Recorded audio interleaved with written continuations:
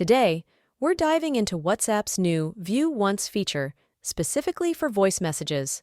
This lets you share sensitive information or fleeting thoughts, with the peace of mind they'll disappear after one listen. So, let's get started.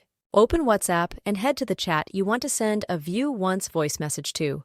Tap the microphone icon to initiate recording. Slide your finger up on the microphone icon to activate hands-free recording. While recording, keep an eye out for the one icon with a dotted line around it. That's our View Once button. Tap the one icon. This confirms you're in View Once mode. Hold down the microphone button to record your message. Remember, once you release it, you can't listen back. When you're done, simply tap the send button. Your recipient will see the message marked with a one-time icon, indicating it's a View Once message. They can tap the message to play it, but once they close the message, it's gone forever. All right, that's how you send View Once voice messages on WhatsApp. This feature adds a whole new level of privacy and control to your chats. Don't forget to smash that like button and subscribe for more tech tutorials.